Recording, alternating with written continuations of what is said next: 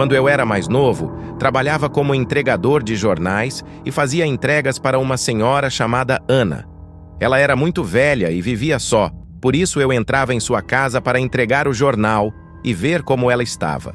Ana morava em uma casa antiga no final da rua, uma construção vitoriana que, mesmo à luz do dia, exalava uma atmosfera de mistério. Nos primeiros meses, nossas interações eram simples. Eu deixava o jornal sobre a mesa da cozinha e Ana sempre me agradecia com um sorriso. Ela tinha um jeito doce, mas havia algo em seus olhos que sempre parecia distante, como se estivesse presa a um passado que ninguém mais podia ver.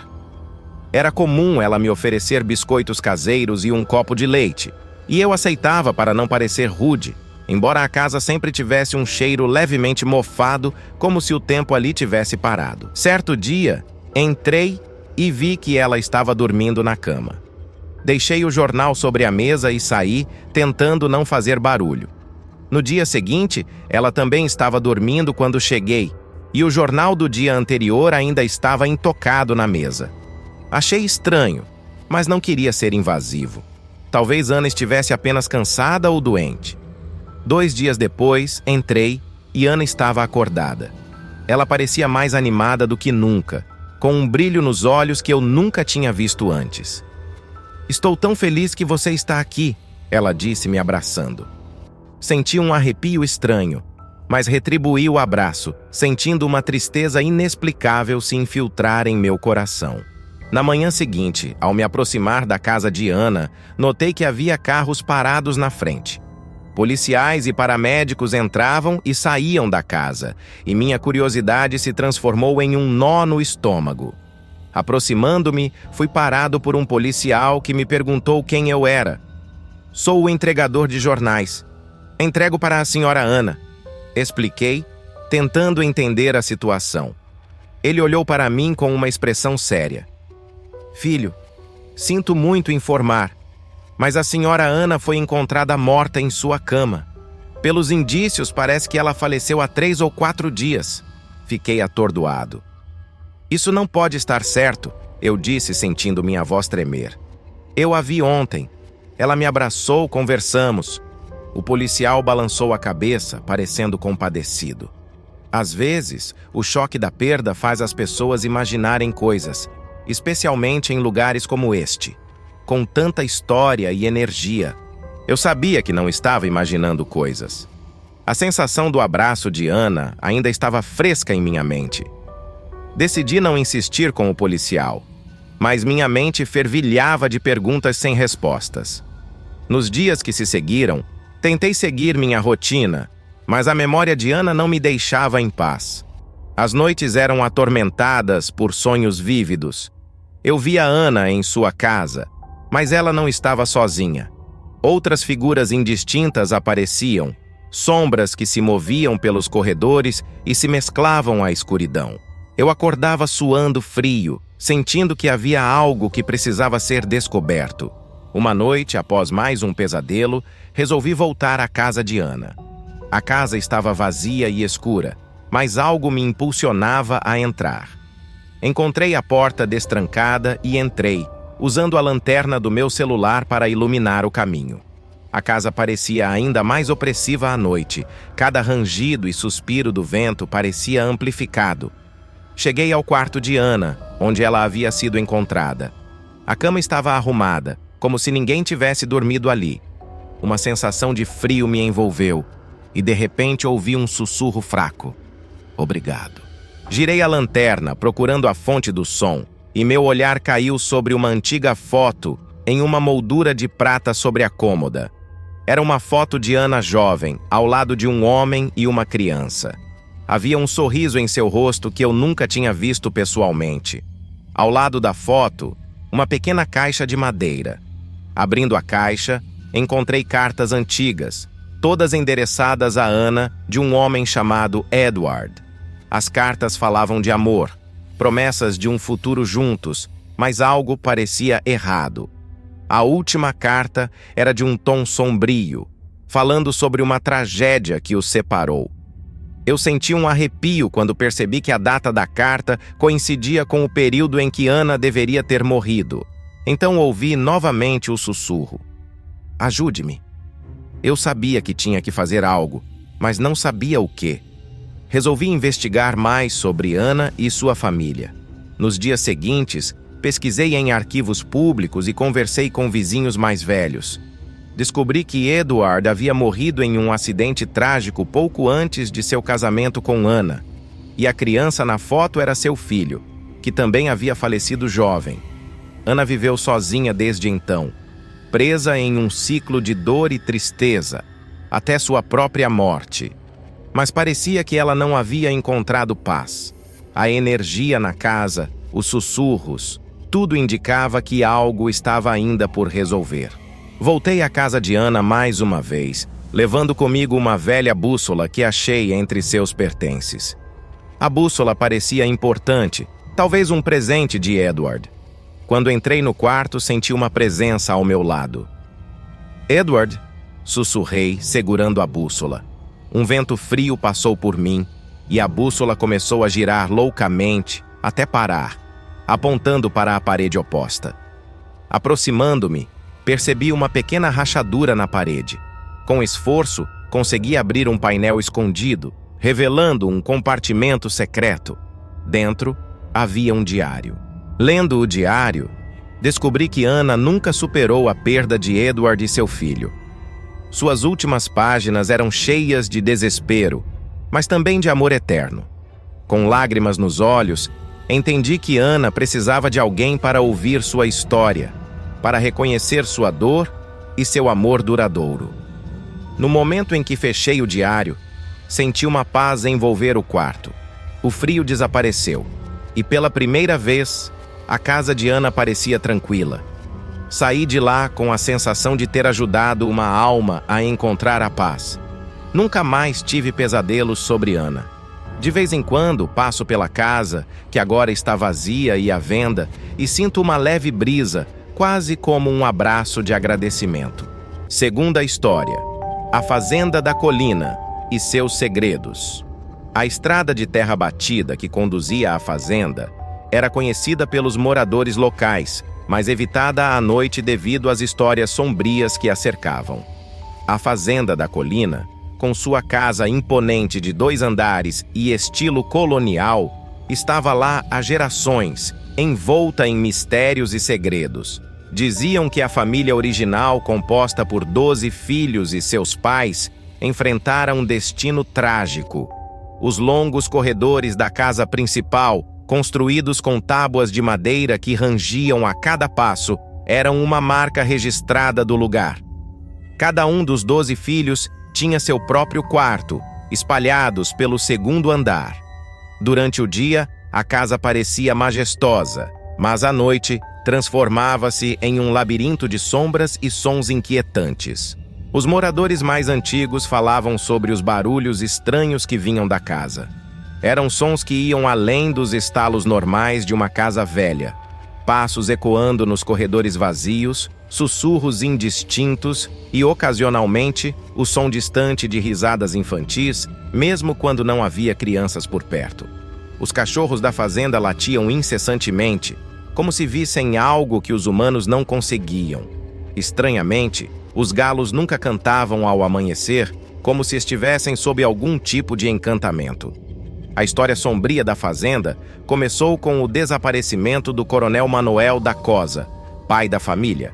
Ele era um homem rígido e severo, conhecido por sua disciplina inflexível. Uma noite, ele saiu para caminhar pelos campos e nunca mais voltou.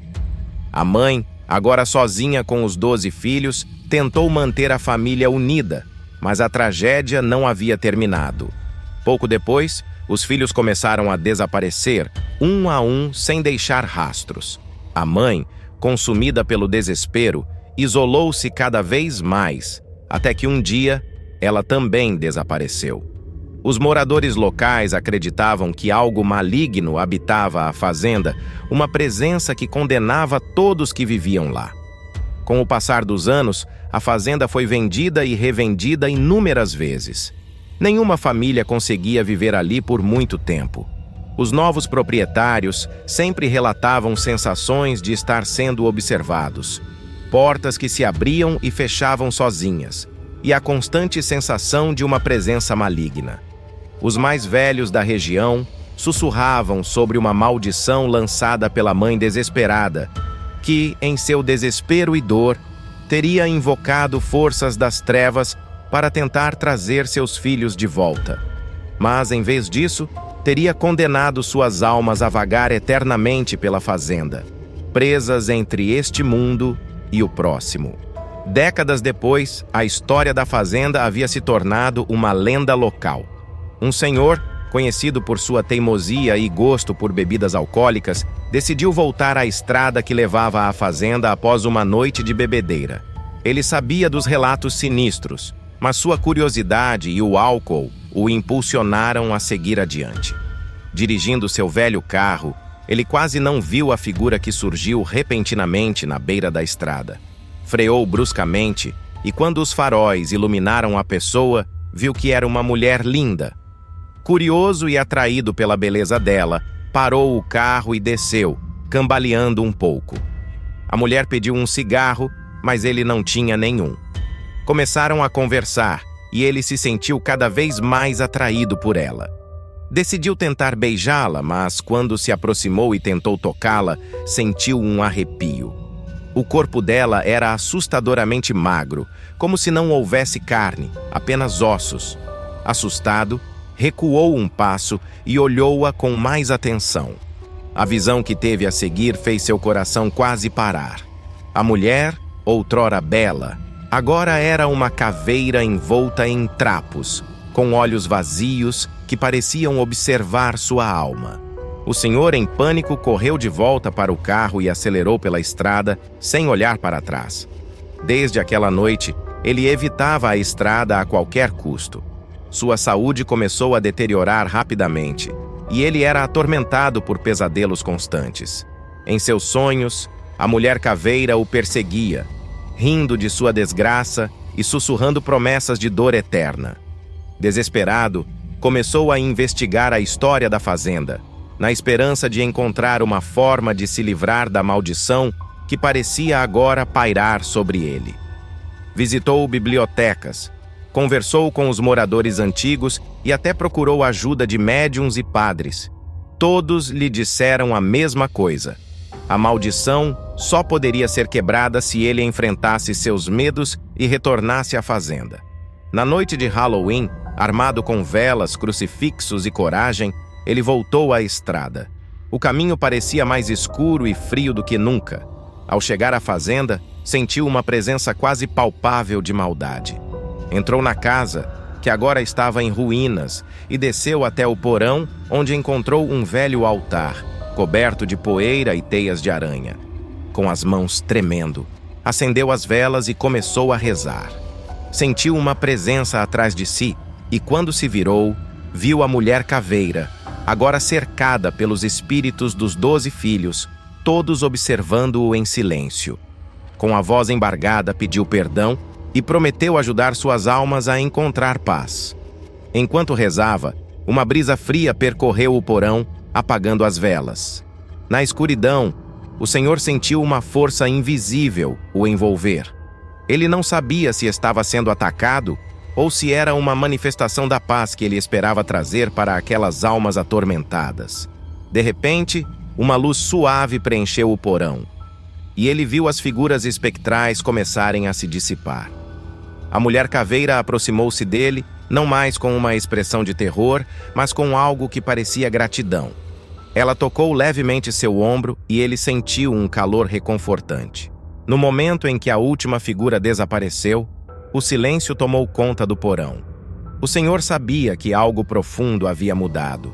Subiu as escadas e saiu da casa, sentindo-se diferente.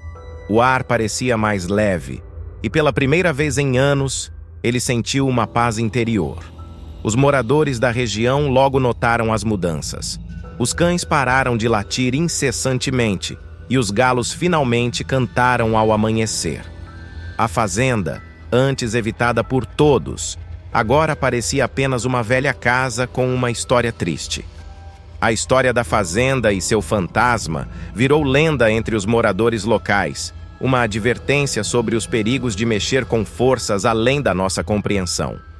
O Senhor, agora sóbrio e mais sábio, viveu o resto de seus dias em paz, sempre lembrando-se da noite em que enfrentou seus maiores medos e ajudou a trazer paz a almas atormentadas. Ele registrou sua experiência em um diário que foi encontrado após sua morte.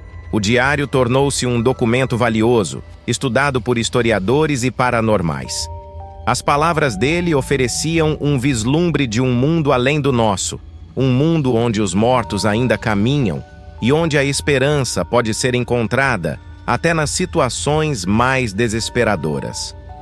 Décadas depois, a fazenda foi restaurada por uma jovem família que não conhecia a história completa do lugar.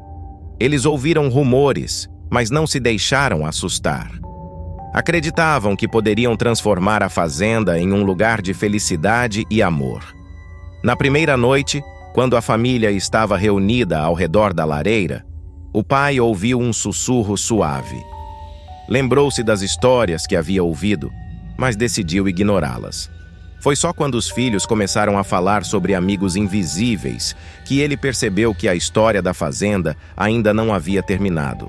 A Fazenda da Colina continua a ser um lugar de mistério e fascínio, onde o passado e o presente se entrelaçam, e onde as almas dos que partiram ainda encontram maneiras de se comunicar com os vivos. Quem sabe o que mais essa antiga casa guarda em seus corredores rangentes e sombrios porões? Somente o tempo revelará todos os seus segredos. Você gostaria de visitar a Fazenda da Colina? O que achou das histórias? Para saber que você chegou até aqui, comente a frase: "Quero mais histórias como esta". E se você tiver alguma história e quiser que eu conte aqui no canal, é só enviar para o nosso e-mail, que está na descrição deste vídeo, e terei o prazer de trazê-la aqui. Um forte abraço do canal Marcelo Caixeta. Não deixe de se inscrever no canal e ativar o sininho das notificações para não perder nenhum vídeo novo. Te espero no próximo vídeo que vai aparecer na sua telinha. Até lá!